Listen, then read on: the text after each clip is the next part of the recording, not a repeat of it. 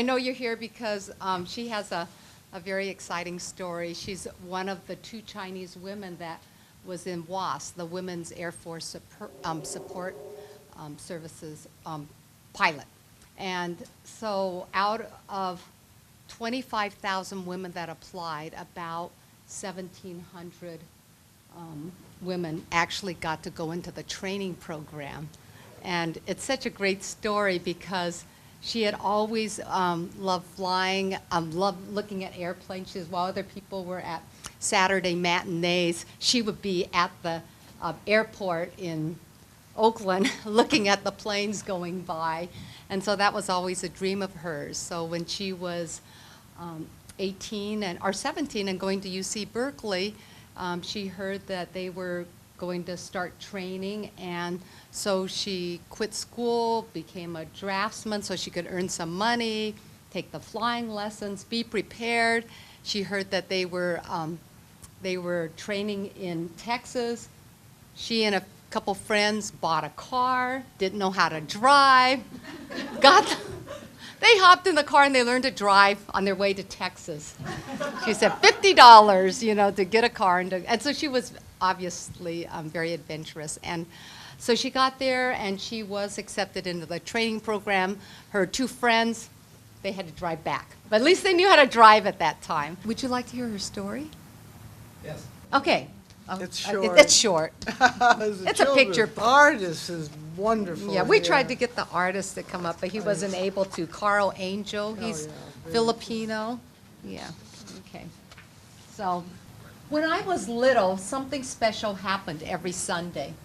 Other families went to baseball games or the movies, but not mine. Instead, we would drive out to the airport. We weren't going on a trip or meeting someone for a flight. We went to watch the airplane, the planes take off. We loved how they bumped clumsily along the runway, only to suddenly leap up, break free from the ground, and soar away, far away, until the black speck of the plane disappeared. My brothers, sisters, and I would lick our only on Sunday lollipops and tip our heads back, letting the roar of the engines fill our ears. I loved how the vibration echoed in my bones. Just being there, being part of it all, made me feel big and powerful. So there's Maggie as her This is a wonderful looking up illustration. with her Sunday-only lollipop. Here at the airport. I like to search for my favorite pilot, Amelia Earhart. She had flown all the way across the ocean by herself, and I wanted to be just like her. Once, I'm sure I saw her. When I waved, she saw me and waved back. It had to be her.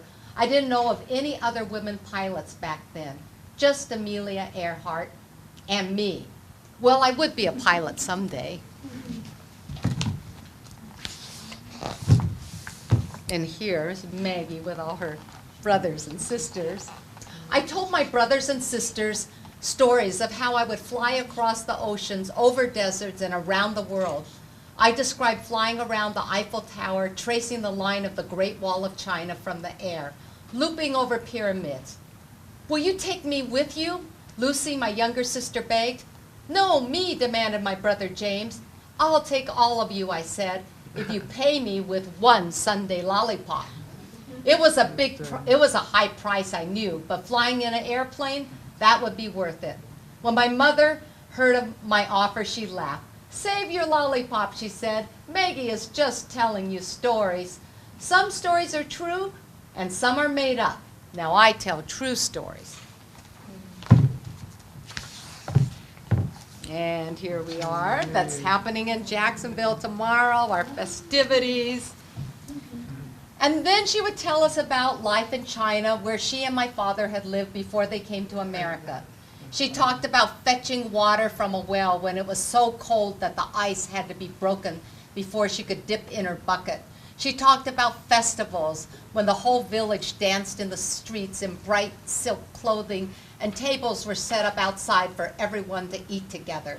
Her stories felt as far away as China and nothing like our life in California. They were like dreams, beautiful and mysterious, impossible to touch. My stories are truer than that, I thought. One day I would be able to taste and smell and feel my stories. One day I would make them come true.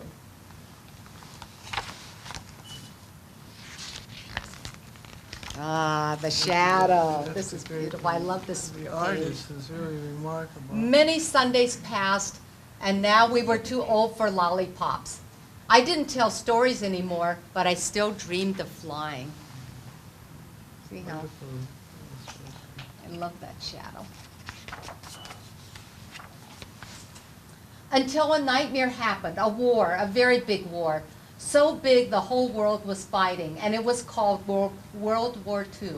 Everyone did what they could to help. My brothers joined the army, and my mother worked as a welder, building Liberty ships to transport troops. "You can work with me," she said. "Do some good for your country."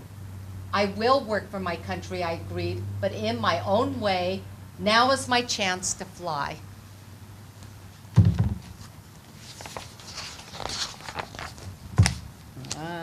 Familiar campus here. I had read about a group of women pilots called the WASP, or Women Air Force Service Pilots. They flew planes on training missions and ferried bombers to military bases. I knew right away that I wanted to join them. I would be doing something important for the war, and I would be able to fly if I could only earn my wings. First, I had to go to flight school to learn how to fly a plane. That summer, 2 girlfriends and I bought a car together. It didn't matter that none of us knew how to use it yet. I taught myself to drive on the long trip to flight school. I love this car.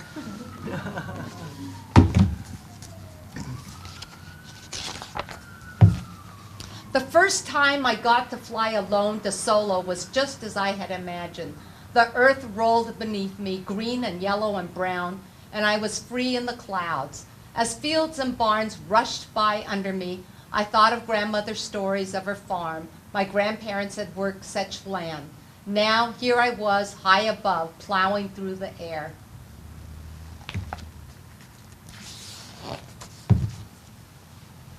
I was a good pilot, good enough to be chosen to go for training as a WASP.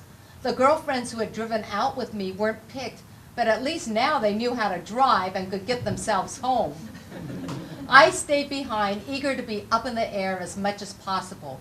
WASP training was much tougher than flight school. We did the same intense work the male pilots had to do.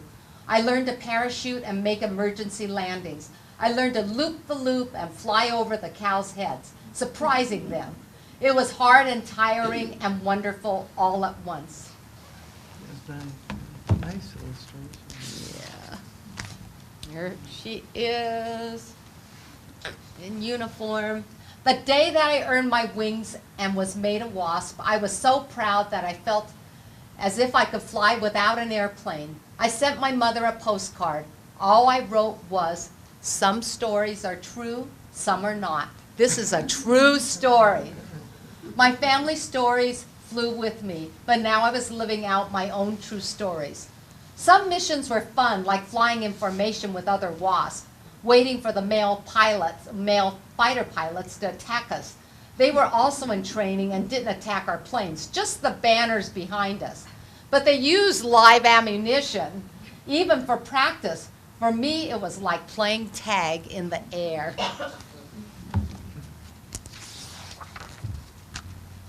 Other missions were scary. Once I had to fly across the country late in the day. As the sun slipped lower and lower and the sky grew darker and darker, I couldn't see to fly. I needed to land, but bigger planes churned the air next to me with their giant propellers, and my small plane almost tipped over. I landed all right, but I did bump into another plane on the runway. The other pilot and I both stepped on shaky legs to see if the planes were okay. When the pilot saw me, he tensed up and stared hard. There were plenty of other WASPs, so I knew he wasn't surprised to see a woman climb from the cockpit, but he must have been startled to see an Asian face. I could tell that he was mistaking me for an enemy pilot, a Japanese kamikaze or a spy. I had heard it all before, but this time I didn't get angry. Instead, I smiled and said a big hello. "You're American?" he asked nervously. "Born and bred," I answered and offered my hand to shake. "Well, don't that beat all," he said. "Never thought I'd see the day." I felt like an exhibit at the country fair, a two-headed cow, the amazing Chinese American wasp, but only for a minute. I got back in my plane and once more was a pilot, plain and simple. I felt big and strong again, and no one could take that feeling away.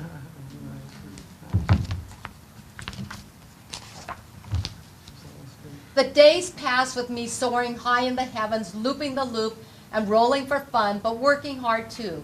I was helping my country to win the war, but I was also helping myself, making my own stories and dreams come true. Now I tell these stories to my children and grandchildren, and my tales must seem as far away to them as China. They cannot imagine such a war. They cannot imagine being one of only 2 Chinese American pilots in the WASP. They cannot imagine trying to fly at night with only your eyes to guide you. But my stories aren't yet to be true anymore because I earned my wings. Now they're already true. And That's the end. that's the end. And then Maggie's pictures, which I enlarged there. Isn't she When sweet? I was teaching in San Francisco and we were active, you were really my mentor, my inspiration, Thank because you. I had not a political thought in my mind before and to see another, Chinese woman. Well, I was of active leadership. I was active in politics very early before there were many Asians. That's all. I'm just saying that I got started in politics very early before many Asians were involved in there. And starting in politics is ringing doorbells, getting people to vote, registering them. Yeah. I'm still doing it. I went to the inauguration this year, and I have. And she's going back next month on, was yes, it date our March? group, What, March? Yes, our group got the gold medal. Congressional medal, though, and along with the Tuskegee Airmen, it takes a while usually to recognize the various smaller groups, though, that are different, and we're all very excited about it. We're all I'm one of the younger ones, I'm 87, and the rest of them are in their late 80s and early 90s and a few 100, I believe. Oh my gosh. So we last a long time. Yeah. We take care of ourselves, so Yes, pretty much, yes, yeah. yeah. And so you'll have that reunion next month. Yes, yes. And you might have a mini reunion tomorrow. We have 2 of the WASP pilots living in Jacksonville and also in Medford. And I actually called them up right after I talked to Maggie this week. I called them, and they're going to try to make it to Jacksonville. We may have 3 of you in Jacksonville Well, I have tomorrow. to tell you about, there was another Chinese woman, and she was born in Portland, I believe.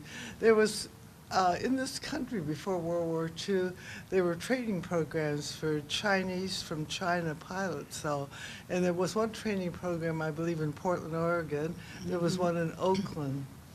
And Hazel Ying Lee, she, a bit older than I am, though, and she was learning to fly at the same time they were training all these Chinese pilots. And then she went back to China, and she asked the Chinese Air Force, this is before World War II, whether she could join them, and they said no, of course, women, and she being a woman, and what she did was she worked at the airport there. And then when the WASP opened, she came home. She came back to the States, and she joined them, and she flew. She flew, I think, pursuit. She was very early, and she was killed during the war. Hazel Ying Lee, there were planes going up to Alaska that she was ferrying, flew them to North Dakota, and then in North Dakota, the men picked them up. It's really crazy. And, the men picked him up and flew him to Alaska. And she was killed at that particular time when she was flying it to North Dakota. Your dad being an importer of foods to the stores in Chinatown. Your mother grew up in the Monterey area. I got the book Oh, over you there. did? Yeah, I borrowed it from my friend Kathy. My mother was born in this country, and when my father came to this country, there was the Exclusion Act, which only allowed, I think, 100 Asians coming in every year. But people who were professional people and also businessmen could come. And so my father was a businessman. He came from Hong Kong. He had a importing business there. It was food stuff, importing food stuff to this country and exporting soap products to China. And so when he came here, he wanted a wife, and so you go to A marriage broker. Is it a marriage broker? Or And he a- found a wife for my mother. So when my mother, who was born in this country, when she married my father, she lost her citizenship. That's amazing, though, and she did. And she didn't get it back until after the war. She had to take a little test.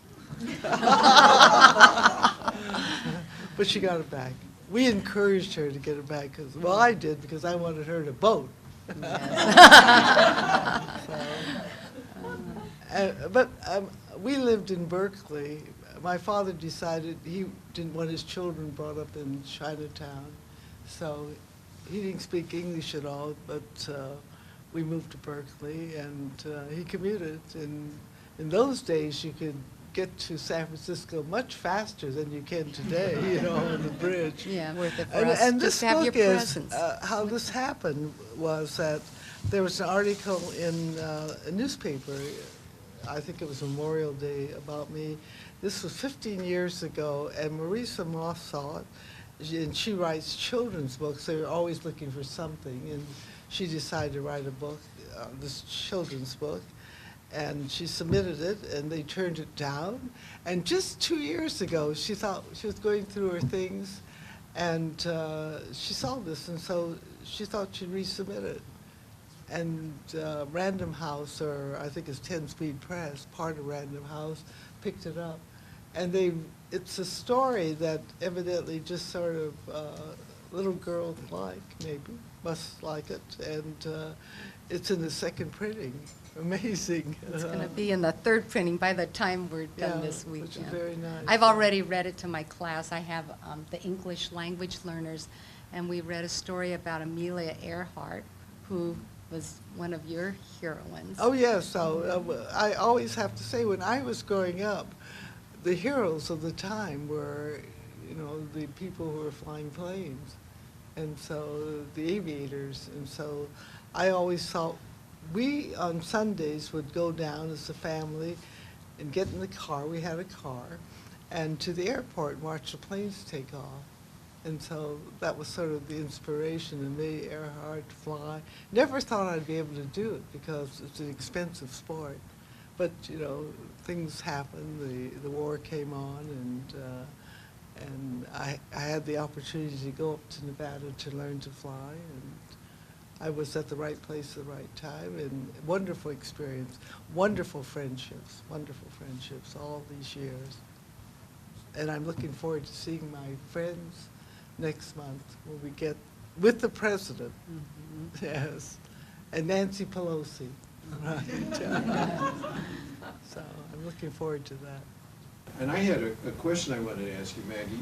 It was a little bit out of the ordinary for the three of you to decide you were going to sign up for this incredible adventure. World War II was so different than other wars. Everyone was involved, and you wanted to do something. And we had, when you have so much energy when you're young, we went and we became draftsmen, but that's pretty boring. So we were looking for more adventure. We felt that we wanted to do something for the war effort, but do something a little more adventurous. So I think that's the difference now. Girls can do anything boys can do, almost. So that's how we felt. And we were working as draftsmen at that particular time, so. And we were teenagers, just a little more adult-like, I think, at that time. What did your parents think about that? Oh, my mother was a widow by then, and so she thought it was good, though, but her friends did not. See, because ladies. Chinese friends, yeah. In fact, I don't know whether my mother was never ashamed. I mean, she could have been ashamed, for her daughter not staying at home and doing whatever you're supposed to do now. But you're Asian, you look like you're Asian, so you must have that sense somewhat, though. There were only 1,000 of us, but 25,000 applied, though. The first group that Jacqueline Cochran called upon, once she convinced the Army Air Force to have women pilots, were the women who had commercial and private license. And that was a very small group because it was so expensive to fly. Then the second group they called upon, which was the last group, was you had to have, I'm not sure whether it was 35 or 50 hours of flying time, and you had to be 18 and a half. So they were calling upon a very much younger group and not much experience. But you didn't want to take girls or women who've never flown before and teach them. We went through the same training in Texas as the men had got. And why did they select you, or? Because I had flying time, and I passed an examination, and I passed the physical. So even And though I you was were- there. I was there when they were recruiting in Reno, Nevada. So being Chinese wasn't, Well, As being an issue. being Chinese, Asian was all right. There were some African black women who applied, and they were turned down. Jacqueline Cochran says, we have so many complications having women. If we're in Texas where we had the training, there's still segregation, so it was too difficult. Yeah, there were some very good black women pilots at that time. So I was lucky in that sense that, people didn't know Asians. People off the West Coast did not know Asians at all. And I found that out because I started traveling a little bit. All the Chinese stayed, pretty much in California, and that's where the prejudices were. The idea was that the men could go off to war right away, and we would stay here and do the I don't know, was that the question? We would take the planes from the factories, or if there was instruction, we did a lot of stuff like that. But the idea initially was part of the Air Transport Command. Oh, I would say maybe half a dozen, starting with the steerman, and that's that biplane that looks like an airplane. And I got to co-pilot. I wasn't in long enough to do the B-17. That's a plane that flew over Germany. It did all the bombing of Germany. It has 4 engines. When you see one today, it looks small, but it was big those days. Did you train on Stearman's, or Did I did do? you first fly Stearman's. Oh, I flew the Stearman, which was wonderful. Do you fly the Stearman? No, I never flew a Stearman. I used to fly as. I see. Oh no. I will encourage everyone to fly the Stearman because you really feel it's a biplane. It's open cockpit. You got to wear a helmet. You feel as if you're flying, really flying, and it does acrobats very nicely. Well, you actually had the women had the dangerous job because you had to take them right from the factory. Well, If there was anything wrong with them, That's right. Though. they would go down with you guys. Right. You Well, that's ladies. not even funny. But there were No, but there it were was 38 women who dangerous. were killed out of 1,000. Well, I don't know whether that's a big number or not. But 38 too many. So, Maggie, how often do you meet with? Are you able Well, to have reunions with? we have no more reunions scheduled. except in Washington. Except in Yeah, Washington. next month. We're all too old. How many will be in Washington? About 200, do you think? Most of I them don't will know. try to Someone make said 200 are alive. Now, whether 200 can get there, we'll see. Well, it'll be interesting to see how many get there, because every day I get a notice that someone had died. not every day, but every week there were a few. During World War II, if you flew a certain number of missions in England, and over Germany, then you could come home, though. And so by 1943, a lot of men were coming home, and they saw these women around, so they petitioned Congress to deactivate us. That's the way things went those days. And so we were disbanded before the war was over, at the end of 1944. And we had to pay our own way home because my we were still civilians. Are you considered a war veteran? Now, Now, yes. after, in 1974, it took that long, though.